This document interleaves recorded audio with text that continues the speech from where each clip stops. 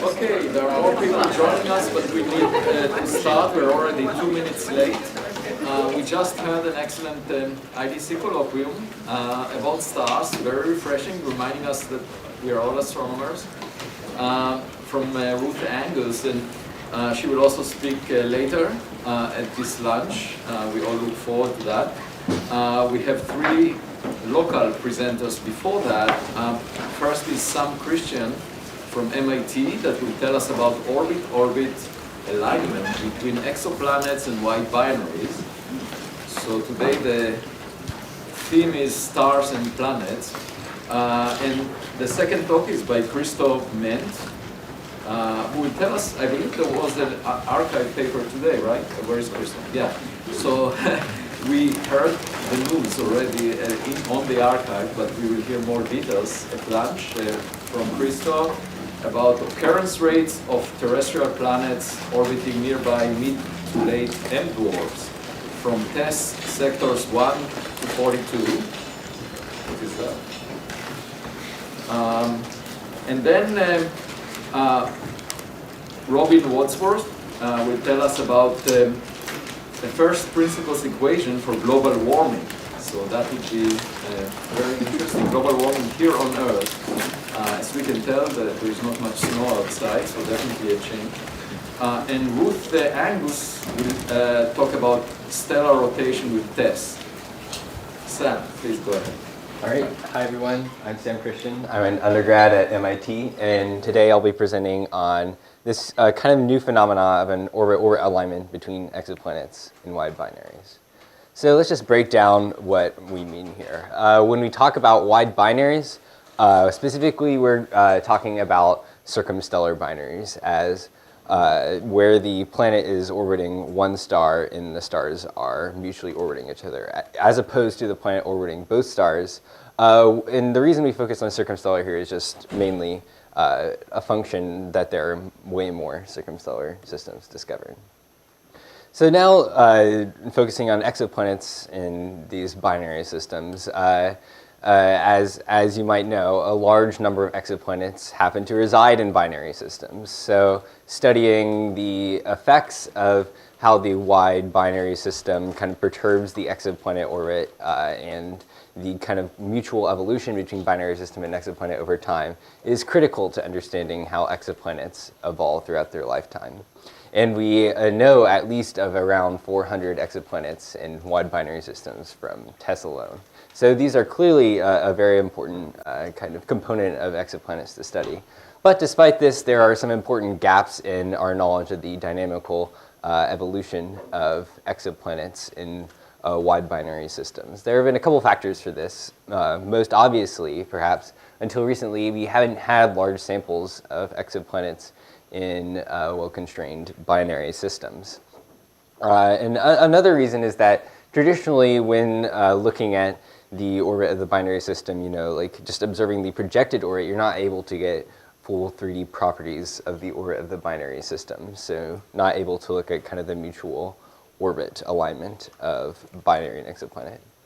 This picture has somewhat changed with Gaia, and it's, I'd say radically so. With combinations of Gaia position, proper motion, parallax, and sometimes radial velocity, it's available for two stars. We're able to get you're able to get a large catalog of binary systems from Gaia, and most importantly to this study, you're able to constrain the orbits, the 3D orbits of these binary systems decently well. And I'd say surprisingly decently well, considering that Gaia, you know, it's only 1 point of data for these two stars in the binary system over its entire orbit. But even just from this 1 point, we're able to actually get decent constraints on orbits of binary systems. So you can see is from this example system, just to show exactly what these distributions look like. And I should just mention one thing before continuing, that binary systems from Gaia, just as a function of like observational limits, are fairly wide. So at least 100 AU apart, spanning out to at least over tens of thousands of AU in centimeter axis. So now that we have this sample of binary orbits, we ultimately want to study the interaction of these binaries and exoplanets. So what can we extract from these binary orbits? Specifically, the most important parameter that we study here is the relative inclination between binary and exoplanet orbit. So because we're using transiting exoplanets from TESS, these exoplanets, due to the geometry of the detection, have an inclination of 90 degrees.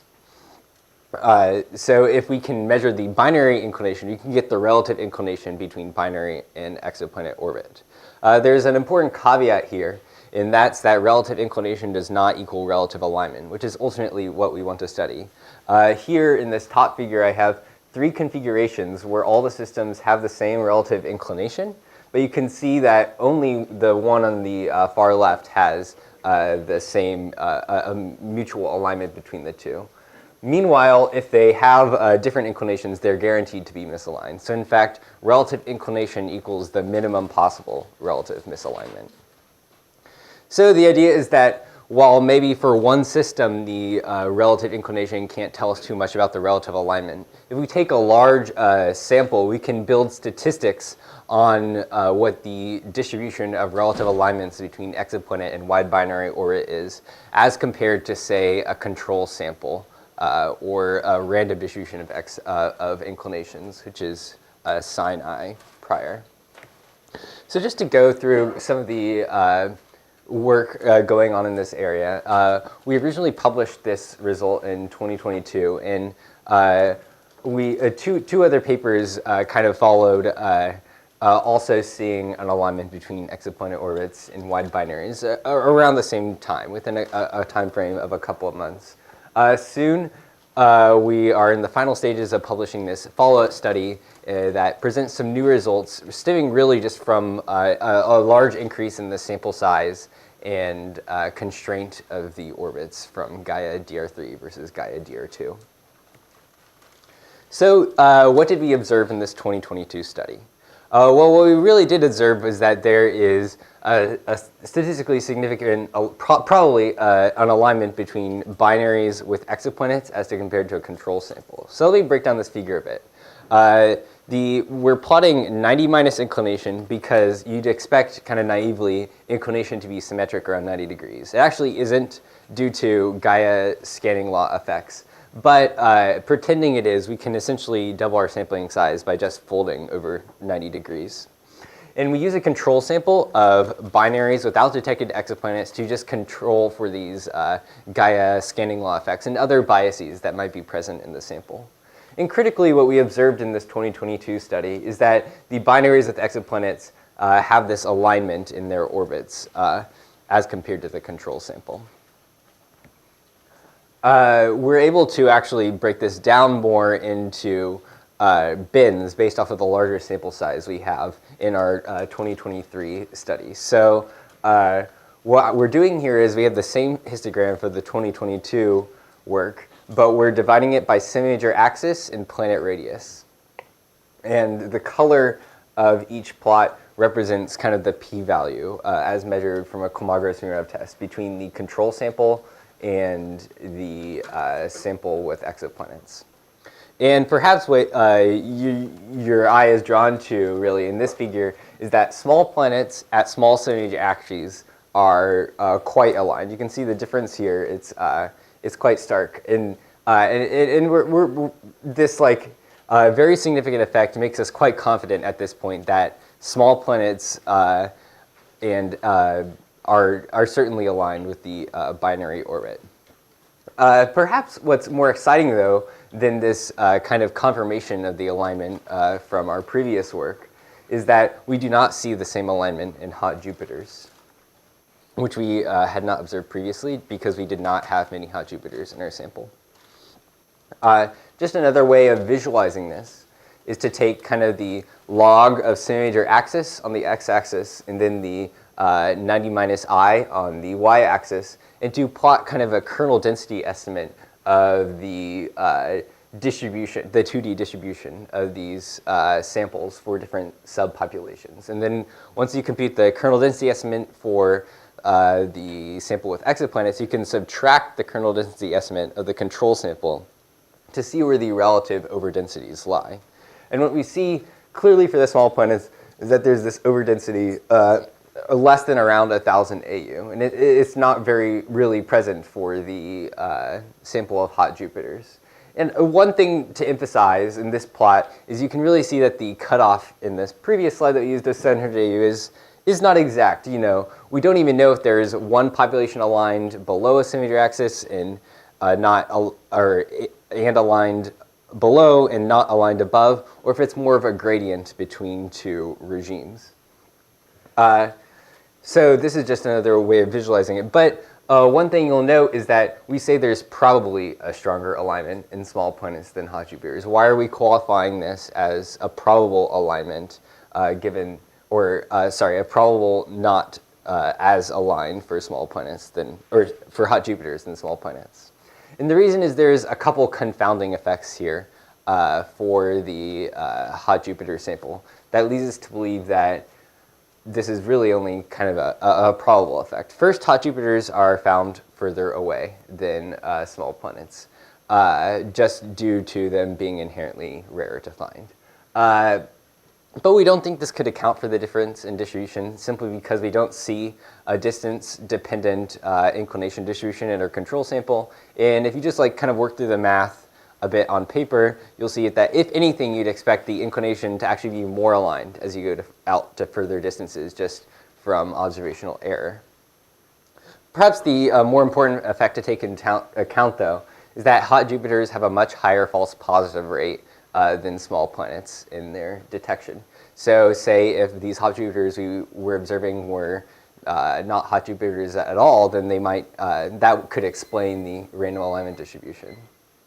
Yeah, almost done. So what we essentially do here is take the small planet sample and say if it had the same false positive rate of hot Jupiters, would we detect a significant alignment? So what we do is inject control sample planets into this small planet sample at various false positive rates, and I'll just skip through the explanation of the figures, but essentially the conclusion is yes, we would expect to see a significant alignment in hot Jupiters if they were as aligned as small planets. So this leads us to conclude that hot Jupiters are probably less aligned with binary orbits than small planets, while small planets are most certainly aligned with binary orbits. Thank you.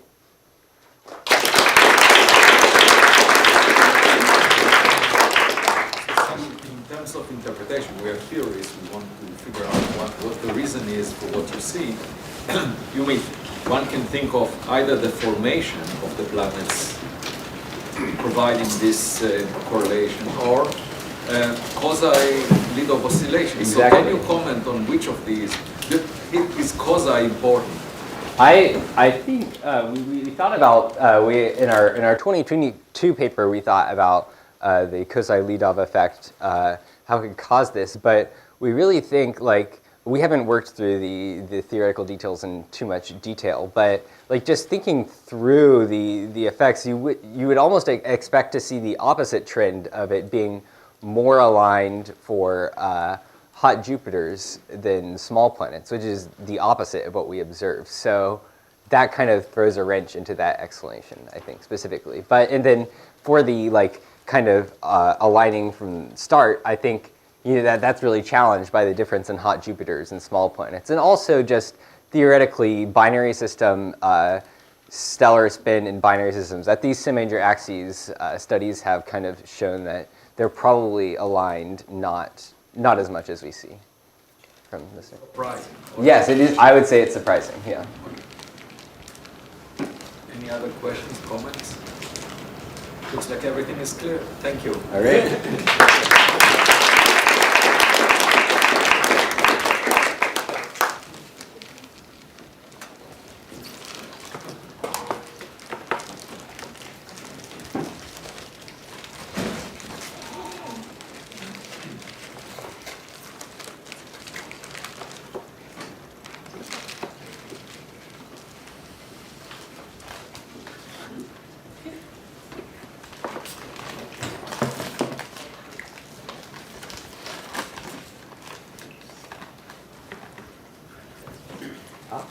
There we go. Thought I would cheat, but I can't. Am I supposed to have a microphone? Yes, you're supposed to. Oh. Sorry.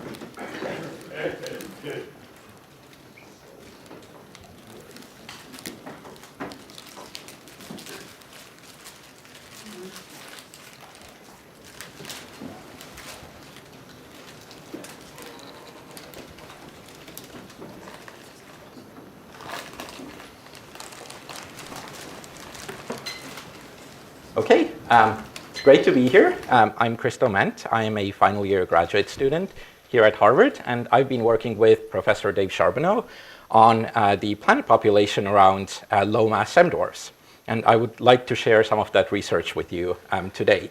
And as Avi previously mentioned, this work just came out on arXiv last night. So if you want to know more details about this, please go and have a look. So most of what we knew about the planet population before TESS came from the Kepler mission. And I would like to provide some context that motivated my research. One of these is this noticed trend in Kepler planets, which is that contrary to initial expectations, M dwarfs, which are smaller stars, actually tend to make more planets than more massive stars. But all of the information we had about M dwarf planet occurrence rates came from early to mid M dwarfs, because Kepler did not observe very many mid to late M dwarfs. So if you plot this relationship as a function of stellar mass, there's actually a huge gap in terms of the planet population for stars below 0.3 stellar masses. So I kind of wanted to fill in that gap to see if this increased occurrence rate as a function of stellar mass continues for these low mass M dwarfs or not. And the other half of this study has been sort of characterizing the planet population as a function of radius. So we know that for sun-like stars, as well as heavier M dwarfs, you have this bimodal distribution as a function of radius. So I wanted to find out what the radius distribution looks like for mid to late M dwarfs. In order to do that, I took the stellar sample that has been studied extensively by Chen Winters. So this is a volume-complete sample of about 500 nearby mid to late M dwarfs. So they're all within 15 parsecs of the sun and have masses between 0.1 and 0.3 solar masses. And they're a well-studied sample. We have spectra for all of these, so we know which ones are binaries. So this is a great sample to begin with. And in sectors 1 through 42, TESS actually observed 363 of those stars. So it didn't observe those red dots, so you sort of see the distribution on the sky over here, but all of the other ones we actually have TESS data for. So I analyzed all of these light curves, detrending them, doing flare detection. So a lot of these low mass M dwarfs are very active stars, so you see a lot of interesting features in those light curves that you have to take into account before you can actually look for planets. I ran a planet search within that sample and recovered all 7 known planets within that sample. And a lot of this work actually came sort of before my study, because I was also involved in the discoveries of 3 of those planets. So this study sort of grew out of that as an extension. So one of the immediately interesting things that we noticed was the fact that all of these planets have radii between 0.91 and 1.31. And they're all consistent with being rocky planets.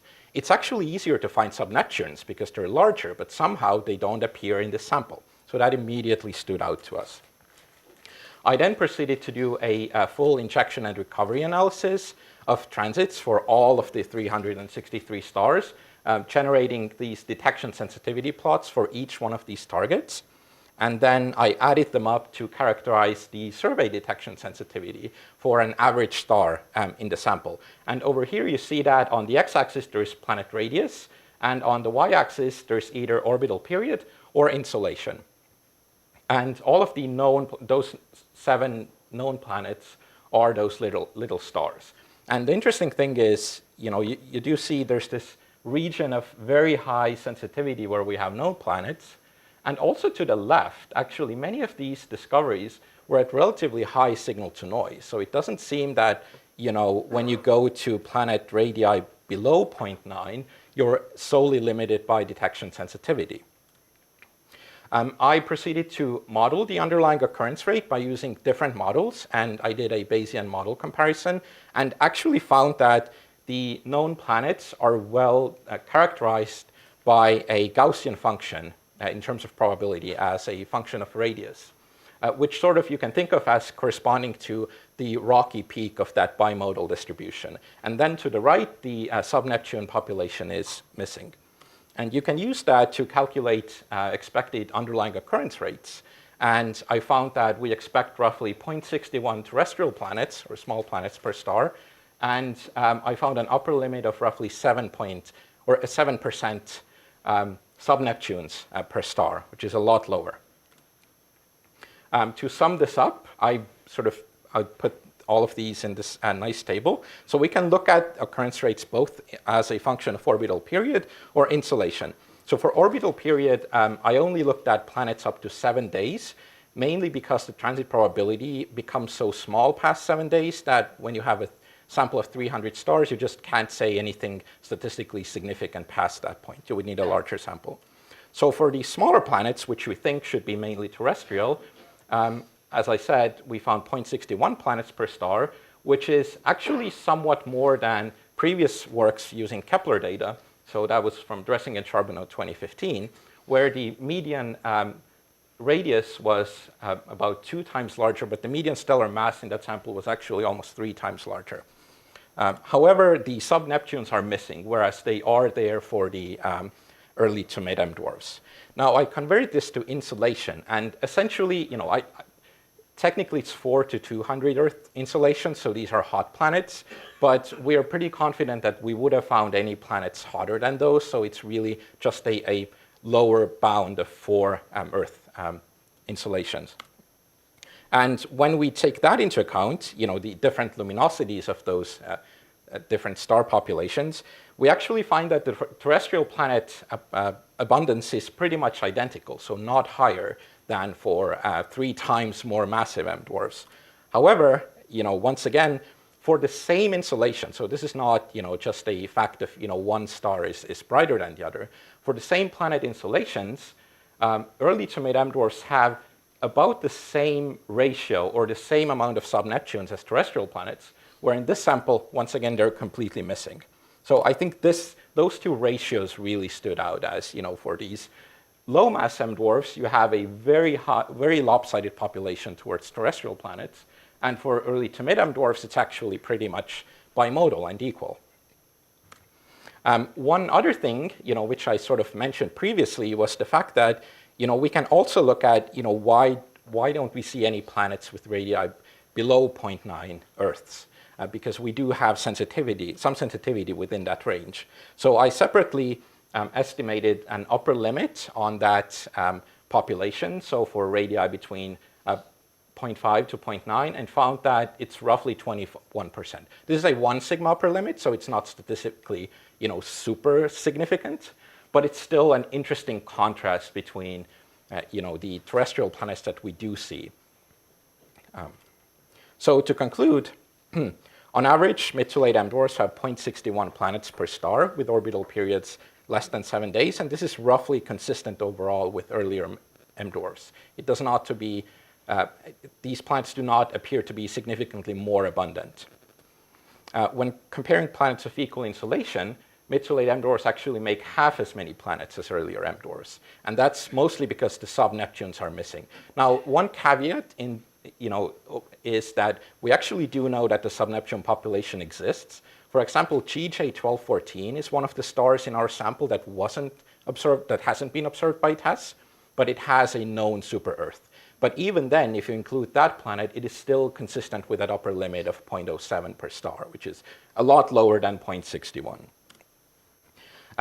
So in contrast to earlier M dwarfs, we find that the hot planet population is almost exclusively terrestrial. So terrestrial planets outnumber water worlds and enveloped planets at a ratio of 14 to 1, whereas for sun-like stars, they are roughly equinumerous. And finally, Earth-sized planets appear more common than planets below 0.9 are Earths. This is, at this point, the statistical significance of this, could be improved because of, sensitivity considerations. But I think there is some tentative evidence that sort of typical Earth mass planets, be they sort of evaporated cores of sub-Neptunes or planets that form primordially rocky, might actually be sort of concentrated around one Earth radius, as opposed to sort of, being more abundant as you go towards lower radii. So that sums up all of I wanted to present today. So thank you for your time, and I'm happy to take any questions.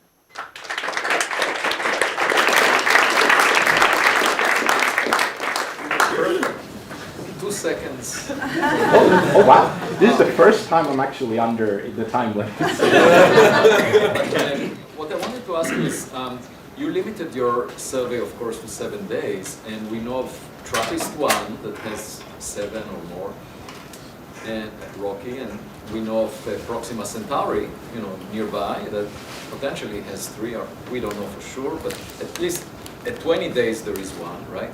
So there might be many more out there around those M dwarfs, right? This is just close in.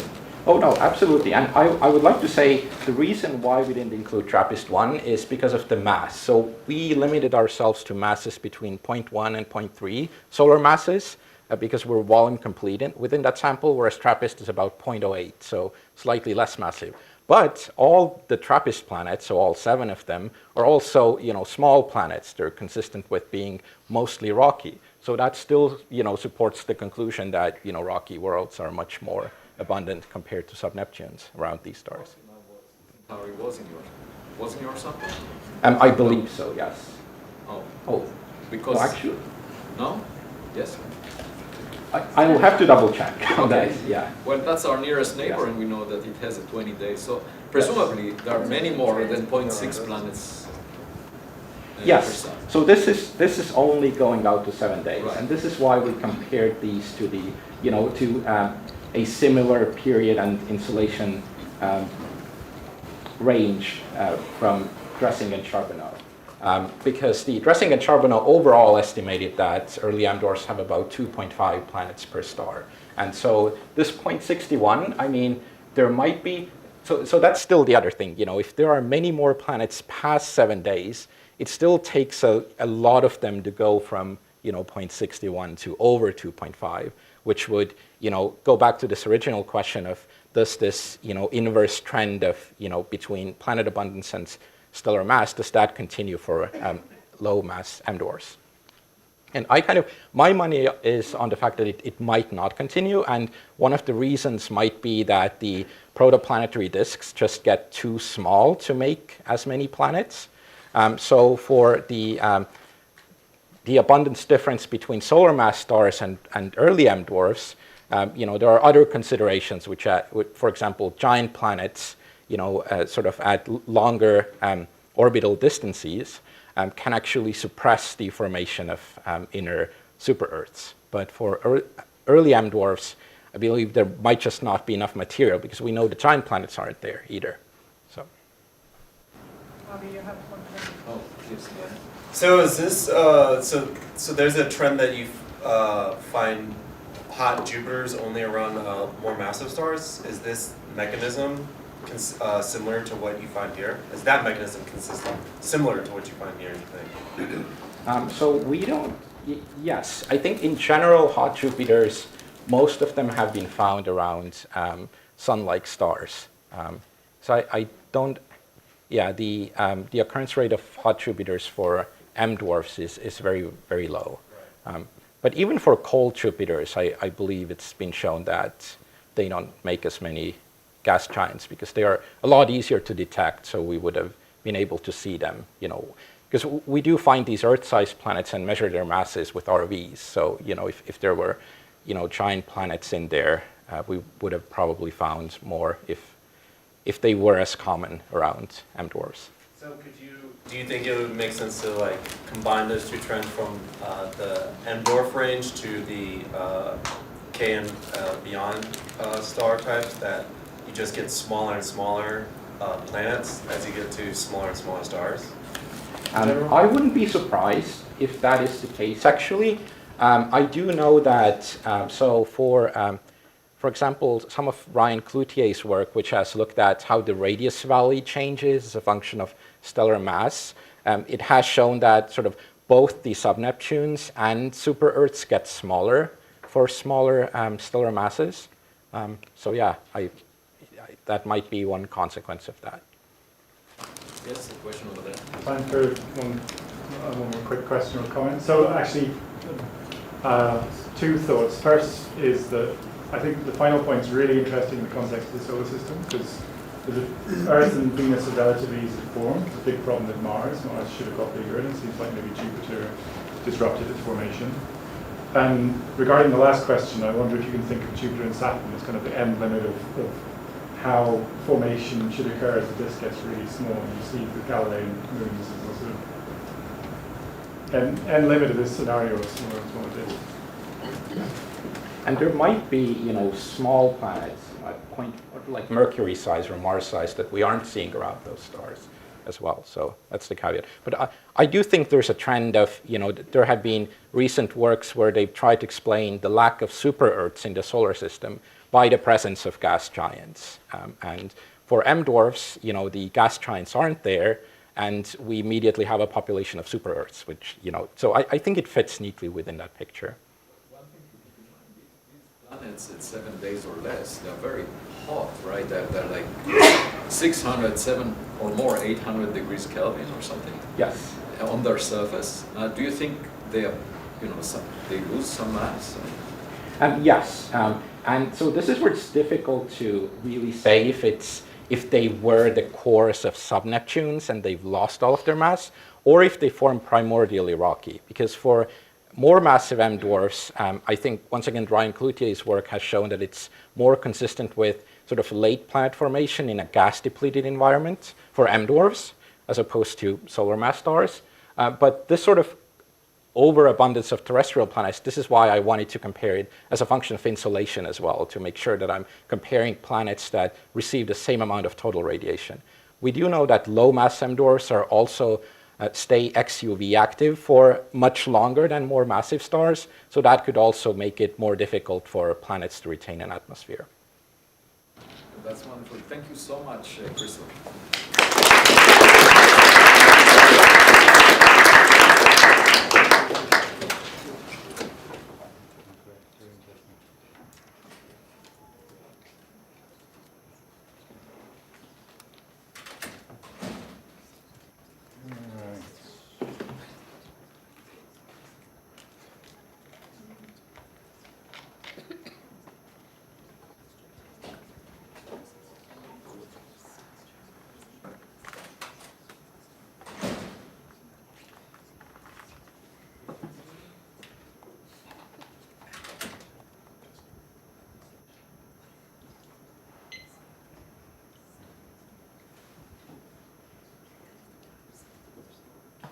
Okay, so yeah, hi everyone.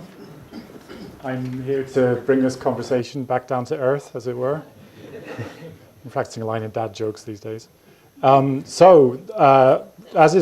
time is limited, I thought rather than just doing a broad overview of what we've been up to, I'd focus on a fun side project that we've been up to over the last few months. And this is something I've been doing in collaboration with Jake Seeley, who's a postdoc in my group, and also with Keith Shine, who's a professor at the University of Reading. So, first principles equation for global warming. What do I mean? What are we trying to do here? So first of all, I mean, the physical foundations of climate change are not something that we doubt anymore. But that said, it's currently still not possible to go from basic physical principles to a quantitative statement of CO2 radiative forcing. It's kind of surprisingly, this has never actually been worked through before. And so our thinking is that this is something which could be a very useful explanatory tool, both for climate scientists and for physicists working in other fields, for example, like yourselves. And so to give a little background on the structure here, the sort of climate science 101 that gets taught in introductory classes, you can think of CO2 as providing a radiative forcing, which scales with the logarithm of the concentration, and is proportional to this alpha, which is a radiative forcing parameter. And then how this radiative forcing translates to change in temperature can be written as a proportionality divided by something that calls the climate feedback parameter lambda. And both of these quantities, there's a vast literature on them. They're the subject of hundreds of pages in IPCC reports, modeled using vast global climate models. But what we're going to try to do here is derive both of these things from first principles without using any numerics at all. And so in order to do this, we first need to take a detour into CO2 spectroscopy. And so a standard thing to do would be to take Hydran data and then use that in a climate model. But if we want to go back to the beginning, we first need to think about what CO2 does in the infrared. And in this part of the spectrum, it's vibrational and rotational transitions that dominate. Because of the number of atoms and the structure of the molecule, there's 4 vibrational quantum numbers. 2 of them are degenerate, and these 2 here are really the crucial ones for this thermal infrared part of the spectrum, although the new one is also important, as we'll see in just a minute. Where these frequencies occur can be thought about from a valence force perspective, which I think is kind of nice because you can relate things back to the masses of the atoms and the bond force constants in the molecule. So you can do that. There's then, it's necessary to know where the vibrational rotational lines are because there's combinations of transitions in this region. And so this comes down to thinking about rotational line spacing, which you can relate back to the CO2 moment of inertia, which itself depends on nice tangible things like the CO bond length. And you get, emerging from this picture, these classic P, R, and Q branches, where these two involve rotational transitions, and the Q branch gets resolved because of Coriolis effects, it turns out, in the interior of the line. You also need representations for line shape, width, and strength, and I don't want to get bogged down here, but basically we're trying to make things as simple as possible. So in this part of the atmosphere, you don't need to worry about full Voigt profiles. You can just assume completely Lorentzian behavior. Line widths, there's a lot of work done on this in the HYTRAN database to get precise values, but if you want to do back of the envelope, you can just use the mean prepath definition and the ideal gas law, and you get an expression for that, which is order of magnitude about the same as what's in the HYTRAN database. And then finally, line strength you can get from the transition dipole matrix element, which has a value which is comparable to the kind of values you get for many other molecules. It's not critical, it turns out, to CO2 radiative forcing, because what really matters is the behavior in the wings of the band. And so with that thought in mind, first of all, this is what we get if we take all these things I've just talked about and put them into a picture of CO2 absorption. Looks kind of nice, but if you were to put this in a climate model, it would be completely inaccurate in predicting what radiative forcing was. So there's a key thing missing from this picture so far, and that's Fermi resonance, this accidental resonance between the new one and the two new two frequencies. And so this classic triangular shape of the band emerges from that, and we need to incorporate it in order to get an even roughly correct answer in this calculation. So Fermi resonance is something which is, like, I think, very foundational in spectroscopy and well understood, but it's almost completely unknown in climate science. So I want to take just a couple of moments to talk a little bit more about it. You can do a very fun dive into 1930s quantum mechanics in order to find explanations of this that are simple enough to actually follow for someone who's not an expert in the subject. Basically, what it comes down to, a way to think about this simply is that you have, to 0th order, you just have the simple harmonic motion of the three modes of the molecule. But if you expand one level beyond that, then you start to get nonlinear terms that couple things together. And the most important nonlinear term is the one that couples this symmetric stretch mode to the bending mode. And you can open up a sort of advanced undergrad level quantum mechanics textbook and go through the math on it. And you get a result that you get this shifting away of the energy levels due to this resonant interaction. And the value that you get for it is about 1.5 terahertz. And so that's, in a quantum mechanical sense, without going into too much detail, where it emerges from. It turns out not all climate scientists love quantum mechanics, so it's useful, I think, to have a more basic explanation for what's going on here. And so a classical analogy to this phenomenon is an experiment that probably everyone in this room has seen before, the coupled nonlinear pendulum. And so the pendulums are in communication through the torsion in the string, and that allows energy to be passed back and forth from one to the other. And so if you neglect things like damping, what you have then is a transition from a just simple harmonic motion to something that looks more like beat frequencies. And you can show in a very simple classical model that this corresponds in Fourier space to going from a single line at the fundamental frequency to perturbed lines on either side of that.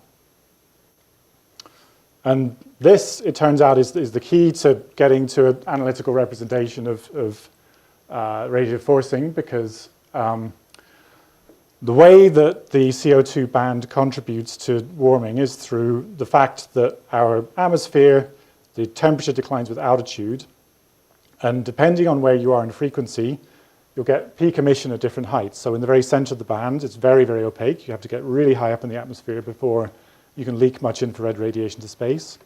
But if you go to the middle of the band, or the side of the band, or to the window regions, it's much more transparent, and in the very limit, you get emission directly from the surface. And so using this simplified model, if you have a log linear representation of the band like this, you can write down this simple formula for alpha, which is just a function of the Planck function at this temperature here, another one at this temperature here, and beta, which is basically just the gradient of this line.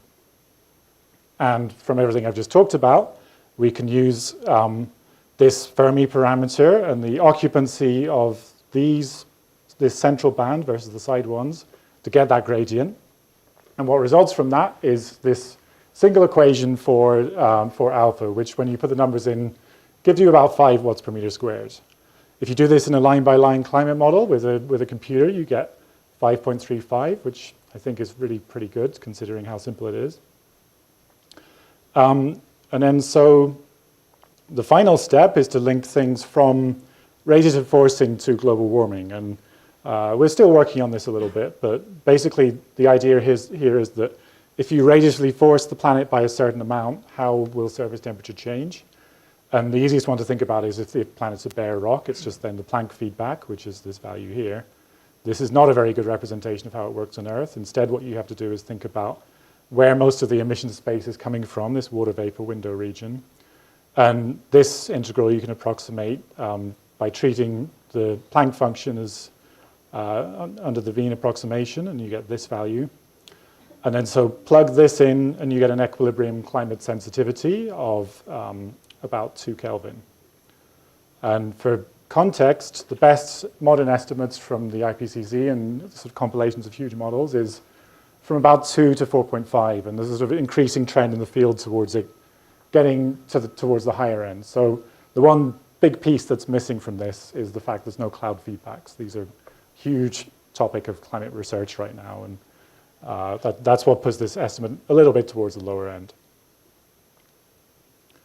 Okay, so we've derived, to our knowledge, the first analytic equation from CO2 radiative forcing based on basic physical principles. And obviously this doesn't change anything regarding predictions for climate change, but our hope is that it's going to be beneficial for explaining global warming to a wider physics knowledgeable audience. And I think it's worth noting just in passing that it's kind of pretty remarkable. The foundations of all of Earth science or Earth climate science at least, come from this apparently accidental resonance in an otherwise very ordinary 3-atom molecule. So thank you. I'll take questions.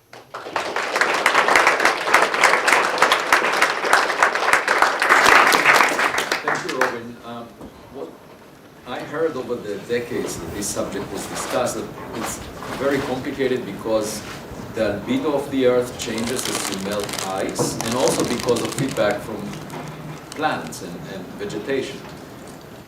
That did not appear much in your discussion, so is that pretty secondary?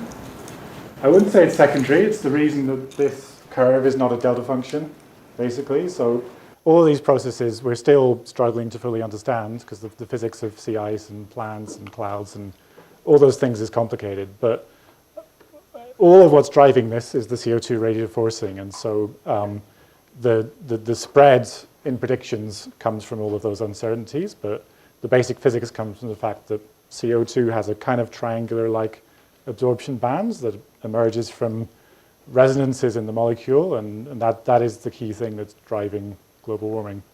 Quantum mechanics is really important for our life, that's what you're saying. Absolutely, yeah. I'll add, as this is an astro audience, it was striking me when thinking about this that it's kind of the situation in stellar nuclear synthesis, right? Where there's like these weird resonances in carbon that allow you to get to more massive elements. And I think it's just yet another example of how strange occurrences in quantum mechanics lead to the basic foundations of like macroscopic properties that we see on our planet.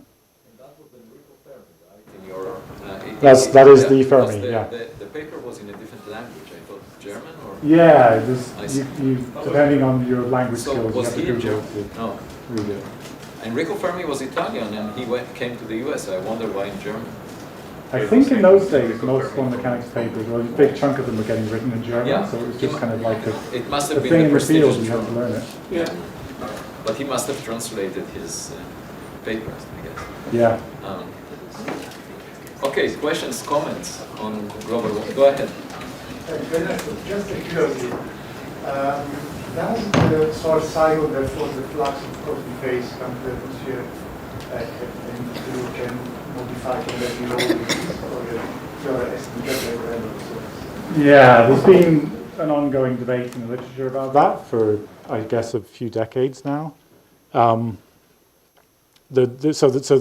proposed link is that cosmic rays change the abundance of condensation nuclei, and so they may have some influence on cloud formation that could affect albedo, but there's no conclusive evidence, to my knowledge, that this is like a strong perturber of climate, and if it is having an effect, it's swamped in the current period by the carbon dioxide rays are forcing.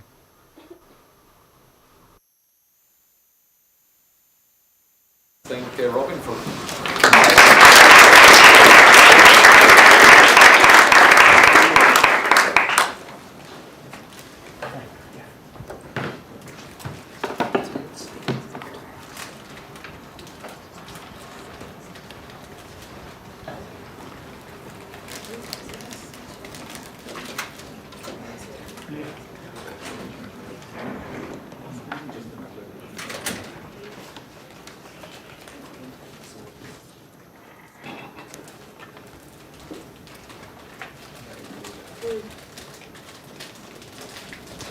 Okay, thanks everybody. Thank you for having me. I'm going to talk about stellar rotation with TESS. So I'm Ruth Angus. I'm an assistant curator at the American Museum of Natural History and an associate research scientist at the Flatiron Institute. So let me just dive straight in. So this is a diagram that shows stellar rotation periods measured with Kepler in black and Mirth in purple. This plot shows rotation period on the y-axis, effective temperature in reverse on the x-axis. If you came to my talk earlier today, you've seen this plot a lot, so you're probably sick of it. But this is what we use if we're using rotation periods to date stars, as I do a lot in my research. This is what I use to kind of evaluate the evolutionary stage of a star. Stars evolve upwards in this diagram over time, and we can actually use the rotation periods of stars to date them quite precisely, especially for low mass stars like K and M dwarfs. This is one of the few resources we have at hand to get a handle on the ages of these low mass stars. But there are not that many M dwarf rotation periods on this diagram. We do have some thanks to Mirth, but we'd really like to have more, especially given TESS's focus on M dwarfs, given the JWST interest in M dwarf planetary atmospheres. We'd love to be able to date M dwarfs and the planets that they host, but we can only do that if we have data that we can use to calibrate rotational evolution models. So we'd really like more M dwarf rotation periods, and TESS can give us those. So this is what I'm talking about. This is a TESS light curve, which shows beautiful stellar rotation photometric modulation caused by dark spots on the surfaces of the star, which rotate in and out of view, producing periodic or quasi-periodic variability in the light curve. And then we can throw period detection algorithms at light curves like these and extract rotation periods. And this has been done a lot. People have created enormous catalogues of stellar rotation periods using TESS. For example, this catalogue by Marina Kunkel, which has 100,000 new rotation periods from TESS, covering like 8,000 different clusters and moving groups, which have ages that can be dated using isochrone fitting. But you might notice that on this diagram, the y-axis only goes up to about 10 days. On the diagram I showed earlier, the y-axis went up to about 100 days. And this is a fundamental data analysis challenge that we have to get over with TESS. TESS yields short rotation periods relatively easily. Getting at the long rotation periods is really hard, but it's very important for M dwarfs because, now this figure comes from Ray Holcomb's 2022 paper. In blue, this is another TESS rotation catalogue, rotation periods calculated with a different method. She uses autocorrelation functions. Overplotted on top of the Kepler sample in pink that I showed a few slides ago. And you can really see here, there are a lot of beautiful, short M-dwarf rotation periods adding to our sample, but there's a huge number missing here. And we'd really like to fill in this part of the diagram because these are older M-dwarfs. And in fact, these M-dwarfs that rotate slowly might be the ideal targets for DWST atmospheric follow-up because these are quieter, older stars. So how can we get at these rotation periods? And why can we not get at them easily with TESS? Well, TESS points at many different fields. Its light curves last around 27 days, and it has large instrumental systematic signals in the dataset caused by scattered light from the Earth and the Moon. And so this is a TESS light curve that actually spans a long time. It spans about a year, made up of short TESS sectors stitched together. In red is the raw TESS light curve. And so you see the challenge we're up against.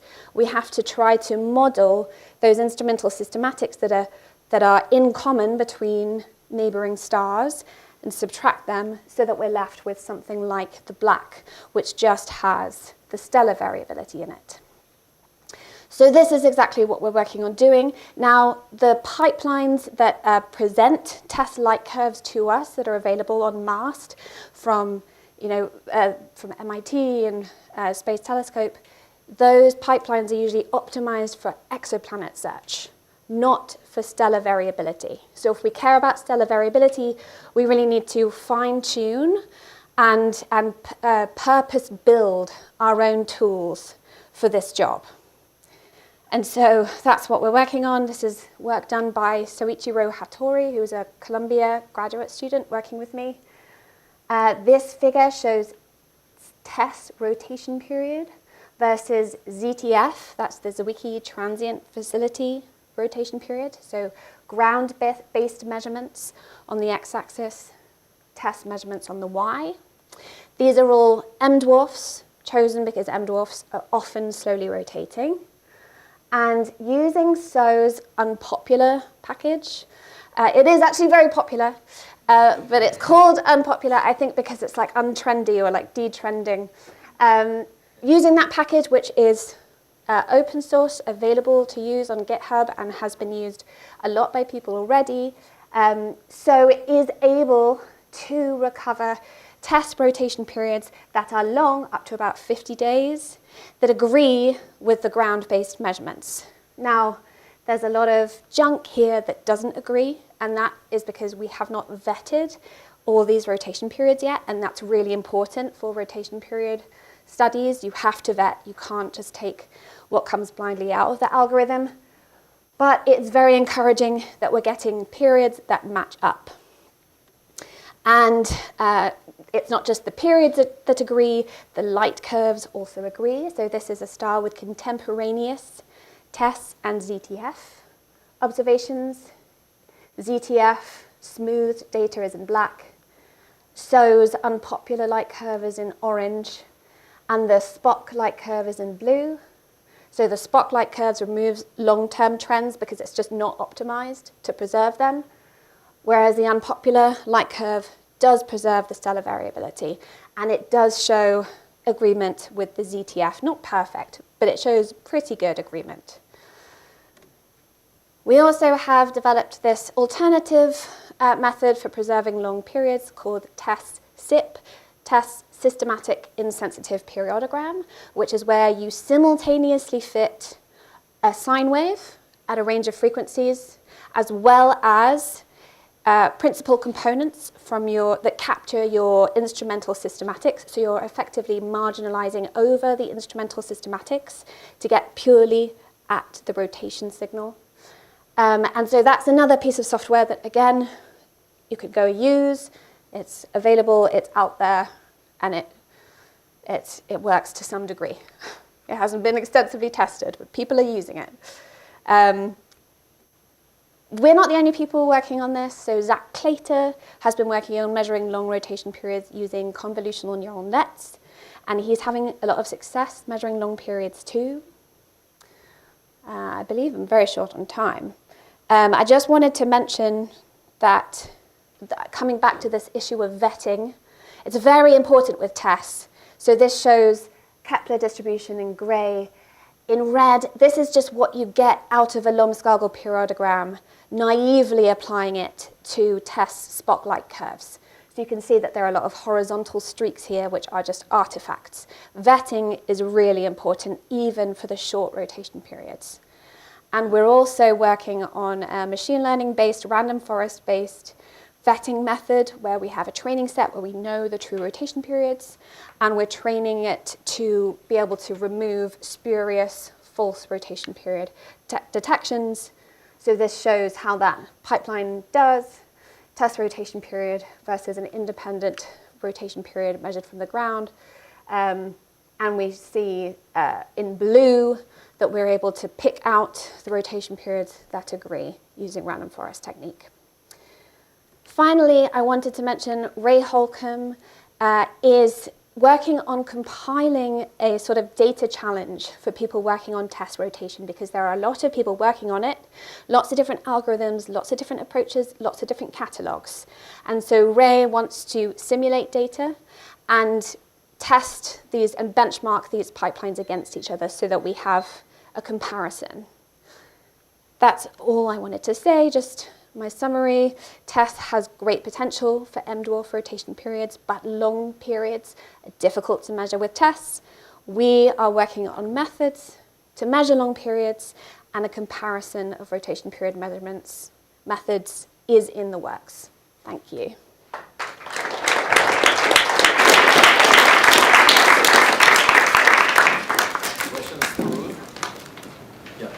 So due to TESS's scanning patterns, there must be some type of very significant ecliptic dependency on the recoverability rate, right? So have people looked at, like, taken and cherry picked like just the continuous viewing zone, or whatever it's called, the poles, and see if you can do a better job? Oh yeah. Okay, so right. So depending on the latitude that a star is at, it will have more or fewer TESS sectors available, and stars that are right at the top in the continuous viewing zone have full year coverage. Now, what I see people doing is measuring rotation periods from single sectors individually, or trying to stitch together the whole thing. I'm seeing less validation of techniques by comparing sector to sector, how well your periods agree. And people tend to do something like they'll take they'll only accept a period as being reliable if they see the same period in, some fraction of sectors. But I think there's a better way to combine all that information. I mean, what we're doing is rigorously stitching, so we actually model the stellar variability across all those sectors, which is different to the approaches where people are just looking for short rotation periods. So yeah, I think that there are there's a lot of information that we're not incorporating yet that we could be. For sure. And, it's still early days, very early days. Like, these are preliminary results and catalogs coming out of TESS, and we haven't, as a community, quite agreed on the best approach here. And that's part of the reason why we want to do this comparison and this bringing the community together so that we're all agreeing on the best way to do things. Yes. Sorry if I missed something, but so you said that you showed that TESS is really good at recovering short periods, and you were using ground-based surveys like ZTF to compare whether you can recover the same period. So I'm just wondering, so why don't we just use the ground-based surveys for the long period M-dwarfs and the TESS for short period M-dwarfs? And and is there a disadvantage to doing that? No. I mean, that is sort of what we're doing.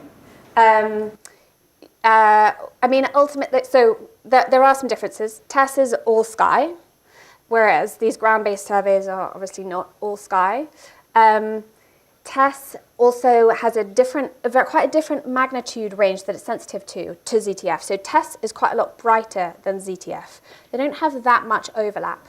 LSST, for example, will have even less overlap with TESS, it's much fainter. So yes, absolutely, we should be combining these data sets. ZTF is good for long, TESS is good for short, but it's also still useful to be able to get TESS rotation periods out. You know, if you take a JWST exoplanet atmosphere target of choice that's found in TESS, what are the odds that it's observed in ZTF as well? Less than 50%. So we want to be able to do it with TESS if we can. We're to our time limit. Let's thank Ruth again. Thank